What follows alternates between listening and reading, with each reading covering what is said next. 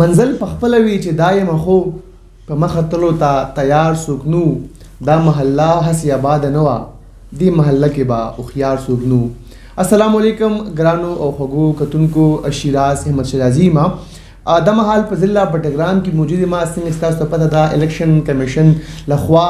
نوټیفیکیشن چې کوم جاری شوی دی د هغې مطابق په 8 فروری باندې به ملک پوره په ملک کې چې کوم دی عام انتخابات وي او همدغه شان دغه عام انتخاباتو لپاره مختلف چې کوم پولیټیکل ګوندونه دي د هغوی لخوا تیاریان چې کوم دي هغه روان دي مختلف امیدواران چې کوم دي هغه مخې ته راغلي دي او ورځ شپه دغه کمپین چې کوم دی هغه د 8 فروری ټاکنو لپاره روان دی. د بټګرام پی کې 35 نه چې کوم دی عوامي نیشنل پارټي دې ځل ډېره ښه فیصله کړې ده او یو ینګ یو انرژیټک امیدوار چې کوم دی د صدیق شیدایي په شکل کې هغې میدان ته راوښکلی دی او په کوم باندې چې د بټګرام نوجوانان چې کوم دي آیا هغه د عوامي نیشنل پارټي دي یا د نورو پولیټیکل ګوندونو دي هغوی په دې باندې ډېره خوشحالۍ اظهار کړی دی. د هغې وجه دا ده چې دغه شان ځوانان چې کوم دي هغه د علاقې پرمختګ د علاقې ترقۍ او د علاقې چې کوم مسایل دي په هغې باندې دوی ډېر جوړ نظر لري او چې دا شان ځوانان صوبایي اسمبلۍ ته لاړ شي نو هغوی بیا هلته کې د خپلې علاقې د خپل ځای د خپلې حلقې چې کوم نمایندګي ده هغه په ډېر ښه ډول په ډېر ښه طریقه باندې کولی شي. صدیق شیدایي چونکې د عوامي نیشنل پارټۍ له طرف نه د پی کې 35 دپاره امیدوار دی خو موږ ګورو چې د بټګرام نور هم د پولیټیکل پارټیانو سره تعلق لرونکي چې کوم ځوانان دي هغوی هم د دوی سپورټ کوي. صدیق ما سره موجود دی هغه سره پروګرام کې خبرې کوو. السلام علیکم. وعلیکم السلام. ټول ناول خو ډېر زیات تاسو ته مبارکباد چې تاسو ته ټکټ میلاو شو. بیا منتخکار یو ما چې ځوانان چې کوم دی هغه تاسو سره دي خو صدیق بھائی موږ ګورو چې زمونږ کوم پولیټیکل سیسټم دی کوم پولیټیکل سیټ اپ دی کوم پولیټیکل پارټیز دي په هغې کې ستاسو شان چې کوم یوت دی کوم ځوانان دي هغوی ته الیکشن کول خو لرې خبره ده الیکشن هغوی سوچ هم نشي کولی. تاسو ته ټکټ څنګه میلاو شو؟ اول ډېر زیاته مننه تاسو ټایم راکړو تاسو تشریف راوړو. حقیقت دا دی چې زما خیال دی چې عوامي نیشنل پارټۍ او بیا خصوصا زموږ صوبایي صدر ایمل ولی خان او د الیکشن کمیټۍ چې کوم مشر دی سردار حسین بابک صاحب هغوی پوره په صوبه کې دا ځل ډېر زیات ښه فیصلې کړي دي او دا فیصله که تاسو یوازې د بټګرام تر حده وګورئ نو نه بټګرام تر حده نه ده. که تاسو وګورئ په سوات کې چې دی د عوامي نیشنل پارټۍ په حکومت کې 2008 نه واخله تر 2013 پورې واجد علي خان هغه صوبایي وزیر پاتې و خو د 2012 نه تر 18 پورې او بیا په دا مخکې چې کوم ټاکنې شوې په دې کې د هغې رزلټ ټیک نو تاسو وکتل چې هغه لر شه او د هغه په بدل کې بیا عاصم خان یو ینګ او انرژیټک هغه چې د هغه ته ټکټ ورکړی شه بیا دغه شان پوره په پښتونخوا وطن کې عوامي نیشنل پارټۍ خصوصا بیا ایمل خان چې دی هغه په خپله چونکې هغه ځوان دی او نوې وینه ده نو هغه نوې وینه خوښوي او په کم ځای کې چې دی نو مطلب هغه خلک چې هغه مطلب مخکې هغو الیکشن یې کړی وي نو هغه یې لرې کړي دي او نوې ځوانان چې دي هغه مخکې ته راغلي دي. دا ته وایي صدیق بھائی چې ولې انتخاباتو ته راغلی ولې پولیټکس ته راغلی بیا ولې تاسو غواړئ چې تاسو د صوبایي اسمبلۍ غړي شئ؟ زه ګورئ زه خو د پښتون سټوډنټ فیډریشن نه په پالیټکس کې یم او زما خیال دی چې زموږ څومره مسلې دي هغه مسلې ټولې سیاسي دي او زما خیال دی لکه انسان بغیر سیاسي کیدی نشي. سیاست دلته خلکو سپک یا دلته چې کوم لپاسه قوتونه دي هغې مساسو نظر دی هغې سپک خو سیاست چې په کوم ځای کې نه وي زما خیال دا دی چې په دې وخت سره سیاست دومره ضروري دي لکه څومره چې ډوډۍ خوړل ضروري دي سیاست دومره ضروري دي لکه څومره چې ساه اخیستل ضروري دي او چې په کوم ځای کې سیاست نه وي په کوم ځای کې پولیټیکل ورکر نه پیدا کېږي نو د هغې حالت بیا داسې وي لکه بټګرام تاسو په خپله جج کوی شئ هر څه باندې ستاسو ډېر ښه نظر دی. بټګرام ولې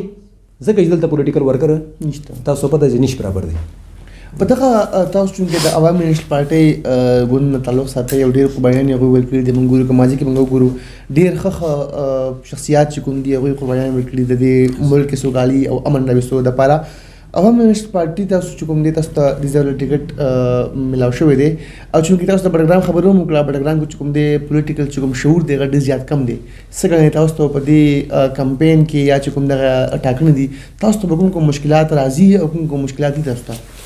یاره جی یو خبره کوم زه حیران یم لکه زه دومره پر امید وم نه خو چې کله نه زما انتخاب شوی دی کله نه چې عوامي نېشنل پارټۍ زما اعلان کړی دی نو هغې نه پس تاسو هم سوشل میډیا ګورئ او زه هم ګورم او ډېر ځوانان یې ګوري نو د بډګرام چې څومره سیاسي ګوندونه دي او بیا خصوصا په هغې کې بیا انډر 40 د هغې دومره مثبت ریسپانس او دومره ښه ریسپانس که هغه د جمعیت علماء اسلام ملګري دي که هغه د مسلم لیگ دي که هغه د پی ټي آی دي که هغه د جنبو سره تعلق لري دلته که هغه د جماعت اسلامي دي نو زما نظر دی چې یاره ډیر زیات خوشحاله شوي دي او زه امید لرم چې یاره دا کم ریسپانس چې دی دا اوس زه به دا ګڼم چې دا زمونږ به ناکامي یا ما سره چې کوم زمونږ تنظیمونه دي عوامي نېشنل پارټۍ پښتون فیډریشن یا کم چې ذیلي تنظیمونه دي که چېرته دا ریسپانس موږ په انقلاب کې بدل نه کړو نو زما خیال بیا به زمونږ ناکامي هغه شاعر وایي که نه چې انقلاب به د رګونو کې وده شي دا لا کړه د لیدې د خان سترګې نو که موږ بډګرام کې وګورو بډګرام کې دلته کې خانیزم دی یو څو خاندانونه چې کوم دي هغه د بډګرام په پولیټیکل سیسټم باندې قابض دي تاسو ته هغو له خوا خو سره مشکلات نشته یاره جي نو زما خیال دی چې تاسو ما ډېر ښه پېژنئ چې زه هغه سیاسي ورکر یم چې ما هر څه برداشت کړي دي او بیا زما هغه سیاسي ګوند سره تعلق دی چې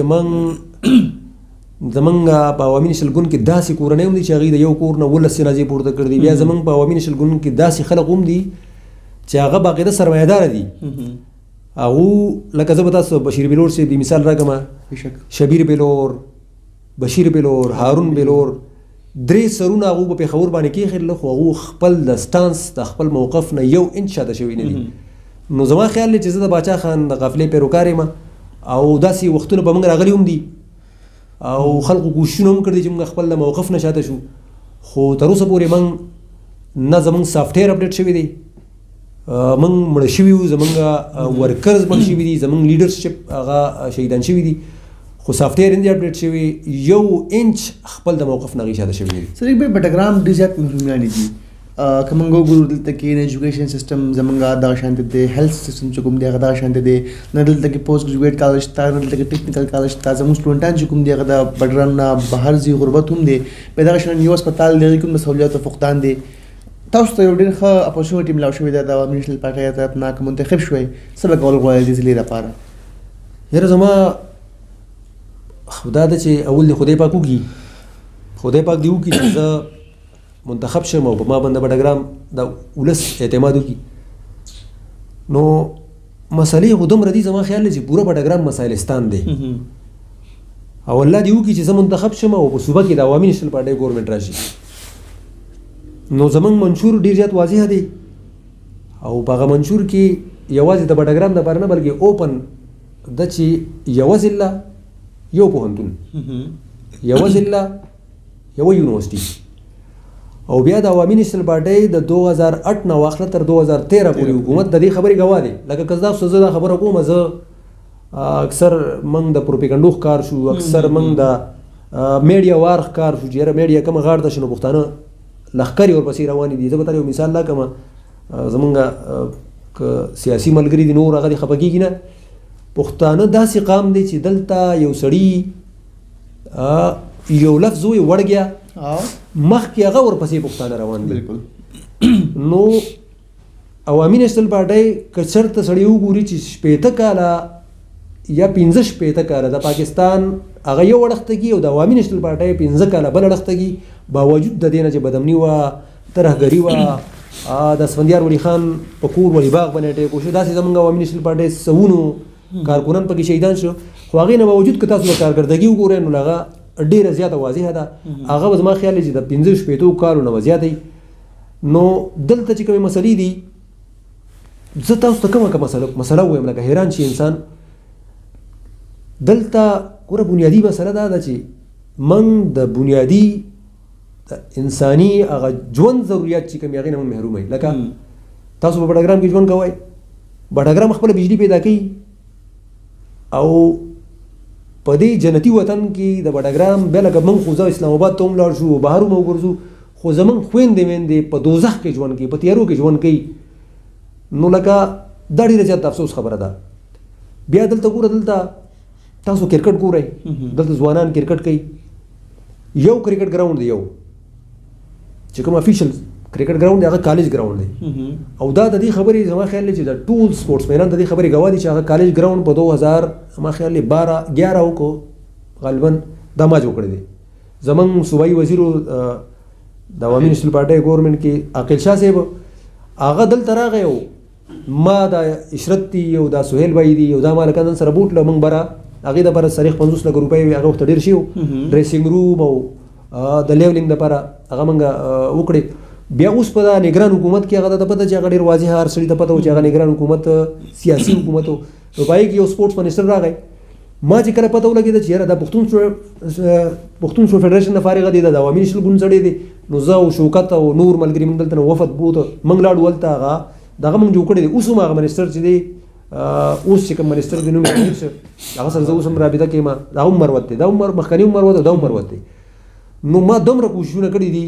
باوجود د دې نه چې تاسو پته ده چې یاره فاینانشلي کمزوري یو ته کال کړ دی بل ملګري نه ګاډۍ غوښتې دی بل ته وایي تیل واچوه او تلي وو موږ هلته کوشش کړی دی. اوس هم که تاسو معلومات وکړئ ستاسو اثر رسوخ شته چا نه معلومات وکړئ نو زما خیال دی چې د بډګرام سپورټس افسر نه معلومات وکړئ زما په وینا باندې سپورټس منسټري ته کال کړی و هغه PC 1 ته نه غوښتې دی هلته پروت دی. نو زما ترجیحاتو کې شامل دي لکه تاسو سوچ وکړئ چې لس شپېته کاله وشله په بډګرام کې بنیادي ضروریات چې کوم دي هغې نه خلک محرومه دي. نو کوشش مې دا دی انشاءالله چې د عوامي نېشنل ګوند حکومت راغی او زه دلته نه منتخب شوم نو یونیورسټي مې په ټارګټ ده ګراوند او بیا پارکس څنګه لکه تاسو ګورئ اسلام آباد کې ژوند کوئ بده خبره نه ده چې یاره زه په هفته کې ورځ دوه خپلې فیملي سره لاړ شم بیا دا حق دی چې یاره زما خویندې هم لاړې شي دا حق دی چې ستا خور هم لاړه شي ستا کور والا هم لاړه شي لکه زمونږ خویندې نفسیاتي بیماره دي بیا هغو تاسو ګورئ هغو د معدو بیماره دي ډېر قسمه بیماری دي لکه موږ صرف لوښي وینځل او کپړې وینځل موږ خور او لور او موږ د دې نوم ورته ویل دی که نه. نو زما په ترجیحاتو کې دا شامل دي چې انشاءالله کرکټ ګراوندونه بلکې سپورټس کمپلیکس بیا اسپتال اپګریډیشن یونیورسټي کیمپس نه یونیورسټي او موږ چې کومه ناره لګو خپله خاوره خپل اختیار نو بډګرام خپله بجلی پیدا کوي دا د پاکستان 18 آئین کې درج هم دي چې کومه خاوره کم څه پیدا کوي په هغې بنیادي حق دغه بچي دی. نو بجلی چې کومه ده بجلی انشاءالله دا به بالکل لوډ شیډینګ مني او ننۍ بجلی به د علي خوړ ډیم نه بډګرام ته میلاویږي پس ته به مخکې ته ځي. یوه بله خبره ستاسو زه په نوټس کې راولم چې ځنګلات زمونږ کټ شله دلته بېشکه نو تاسو وګورئ تاسو وګورئ چې پښتونخوا وطن 550 آئی تھنک گیس پیدا کوي او موږ دلته 200 گیس استعمالو. نو دا گیس تاسو ګورئ لکه په کرک کې گیس پیدا کېږي یو فیکټري کوم ځای کې ده فیکټري په فیصل آباد په ملتان کې ده او هلته گیس 100 پیدا کېږي او 1600 پنجاب استعمالوي. صحیح شوه زه 550 پیدا کوم کرک نه ګیس چې تللی هغه ملتان ته فیصل آباد ته تللی او بډګرام چې پښتونخوا وطن برخه ده دلته ګیس نشته. نو انشاءالله خدای پاک دې وکړي چې زه منتخب شم او د عوامي نېشنل ګوند حکومت راشي نو ځنګلات به بچي دلته به انشاءالله لکه څنګه چې دیر ته زاهد خان سینیټر کور کور ته ګیس رسوللی دا زما په منشور کې شامل ده چې موږ به بډګرام ته انشاءالله ګیس رسو. صدیق بھائی الله دې وکړي چې تاسو کوم دغه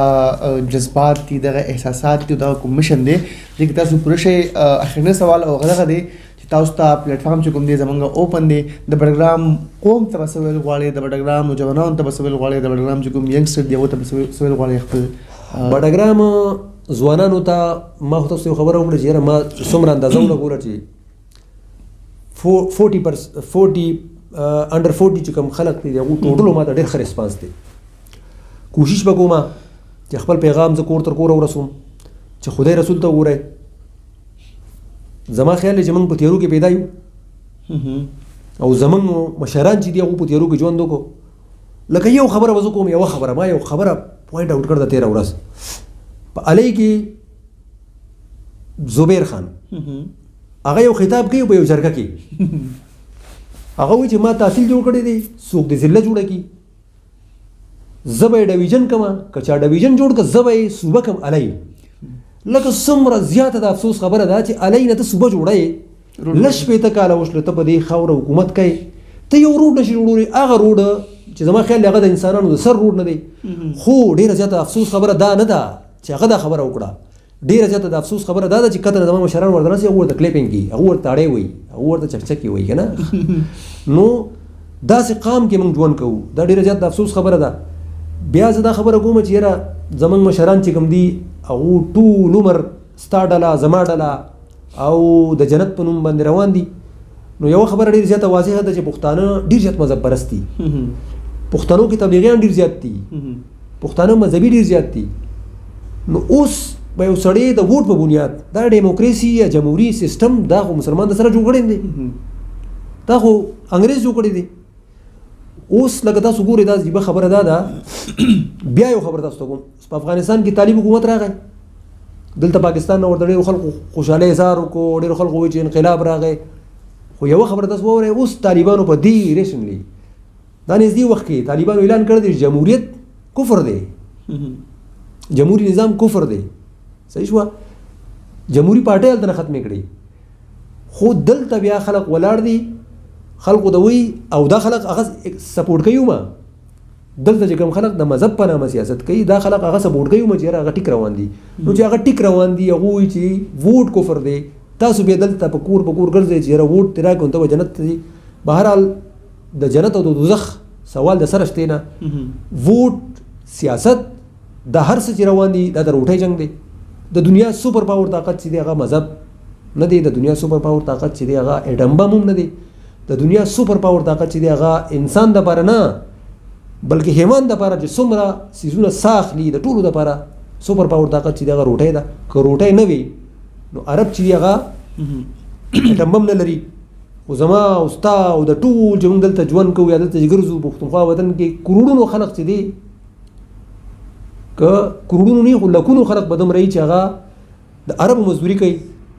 او موږ دلته په غني وطن کې ژوند کوو. لکه دلته موږ تیل پیدا کوو، دلته موږ ګیس پیدا کوو، دلته معدنیات پیدا کوو، دلته موږ بجلی پیدا کوو، دلته موږ تمباکو پیدا کوو، دلته موږ اوبه پیدا کوو. صحیح شوه، دلته کویله پیدا کوو، تمباکو پیدا کوو. لکه دا د افسر افغان یو شعر دی چې زما وطن نه ستاسو ځای کې امن دی مزې کوئ او دلته مو د اوسپنو باران وشو، تاسو په امرودو کې پیسې ګټئ او موږ په زمرودو کې تاوان وکړو. نو زه دا خبره کوم چې د بډګرام ځوانانو ته سپیشلی دا خبره کوم چې زموږ مشرانو هر څنګه چې ژوند یې تېر کړ خو یو کار یې کړی دی چې تاسو ایجوکیټډ کړي یې. د ایجوکیشن مقصد څه دی؟ تعلیم مقصد دا دی چې تاسو به ښه وخت پېژنئ، تاسو به سپین او تور پېژنئ، تاسو به جایز ناجایز پېژنئ. نو که په دې وخت سره ومه تاسو باندې تعلیم وکړي نو مطلب دا دی تاسو پوه شئ، تاسو بیا تیارو پسې روان یې، تاسو بیا هغه خبرې پسې روان یې چې ستا د پلار نیکه جنبه او زما د پلار نیکه جنبه او ستا پلار ما سره ولاړو، ستا نیکه ما سره ولاړو. نو که یو سړی سوال وکړي چې خانجي ټیک د زما نیکه تا سره ولاړو، زما پلار تا سره ولاړو، زه به در سره ودرېږم خو ته ماته وایې ته چا سره ودرېږي؟ لکه ستا خو نه جنبه شتې، نه ستا غیرت شتې، نه ستا پښتو شتې، ستا خو سار یو پارټي ده، سار د یوه ټوپۍ په سر کړي، بله د بله ټوپۍ په سر کړي. صحیح شوه. نو زه ځوانانو ته دا اپیل کوم چې خدای په خاطر که تاسو ته بل څوک داسې ښکاري، زه دا نه وایم چې یاره زه ډېر زیات چې دی نو قابل یم یا، خو یوه خبره نوټ کړئ چې جنګ صرف او صرف د وسایلو جنګ دی، جنګ صرف او صرف د روټۍ جنګ دی. تاسو چې په تیاره کې پراته تاسو لږ شپېته کاله صرف په دقه دې سیاست کړی چې یاره هغه جنبه او دا جنبه او پلانکې مې جنت ته بوځي، نو دې نه بهر راوځئ. دا د تیارو خلاف جنګ چې کوم دی دا جنګ به شریکه کوو. په دې جنګ کې چې دی هغه تاسو د لالټین ملګرتیا وکړئ، په دې جنګ کې د رڼا ملګرتیا وکړئ او په دې جنګ کې زموږ ملګرتیا وکړئ. ډېره زیاته مننه. د خدای لپاره پښتنو ځایونه وپېژنئ، ستاسو لپاره خو به ځان له پیغمبر نه راځي. قدرمندو خوږو اورېدونکو کتونکو صدیق شجاعي صاحب موږ سره موجود و، هغه د بډګرام په مسایلو باندې هم خبرې اترې وکړې، هغه چې کوم د هغوی منشور دی په هغې باندې هم ګټورې او ژورې خبرې وکړي. په کار موږ له دا چې په روان په 8 فروری باندې کوم چې د عام انتخابات دي، عام ټاکنې دي، په هغې کې موږ د خوار بټګرام نه داسې کس سلیکټ کړو، داسې کس منتخب کړو چې هغه په قامي اسمبلي ده، په صوبایي اسمبلي ده، هلته کې زموږ د قام نمایندګي وکړي، هلته کې زموږ چې کوم مسایل دي، زموږ چې کوم ایشوز دي، زموږ چې کوم پرابلمز دي، په هغې باندې خبرې اترې وکړي. او بیا به انشاءالله زموږ دغه چې خاوره ده کوم چې زیات پسمانده پاتې کړې شوې ده، په هغې کې به یو ځلې بیا چې کوم دی زه به وګورم چې دغه د ترقۍ په لاره، د پرمختګ په لاره باندې به روان شي، او دلته چې کوم محرومیانې دي هغه به ختم شي. اجازت راکړئ. په لوی الله مو سپارم، د لوی الله په امان.